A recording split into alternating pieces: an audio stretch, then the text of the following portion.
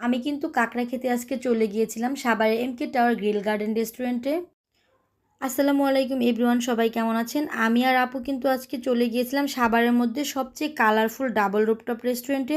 এই রেস্টুরেন্ট এতটাই কালারফুল আর এতটাই লাইটিংযুক্ত, আপনারা অনেকেই দূর থেকে ফলো আপ করতে পারবেন।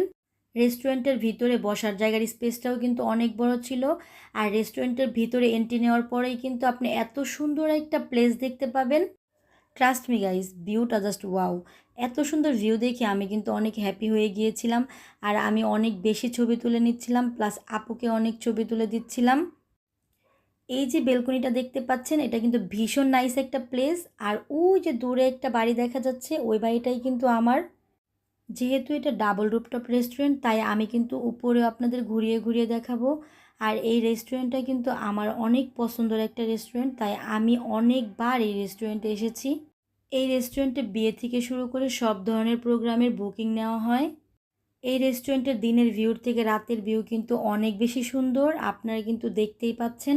আর আপনারা কিন্তু আপনাদের প্রিয় মানুষের সাথে এত সুন্দর রেস্টুরেন্টে টাইম স্পেন্ড করতে পারবেন। উপরের প্লেস থেকে নিচের প্লেসটাও কিন্তু অনেক বেশি সুন্দর লাগতেছিল। যাই হোক গাইস, আমি কিন্তু আপনাদের সাথে অনেক বেশি বকবক করে ফেললাম। এখন কিন্তু খাবার অর্ডার করব। আমরা কিন্তু অর্ডার করে নিয়েছিলাম কার্ব প্লেটার, আর এখানে ছিল Indian masala curry, garlic naan, plain naan, salad and sauce, soft drinks, সাথে ছিল চিকেন বুটি কাবাব। খাবারটা কিন্তু দেখতে অনেক বেশি সুন্দর লাগছিল। আর অনেস্ট রিভিউ গাইস, খাবারটা কিন্তু আমার কাছে অনেক বেশি ভালো লেগেছে। আর দাম কিন্তু ছিল 500 টাকা।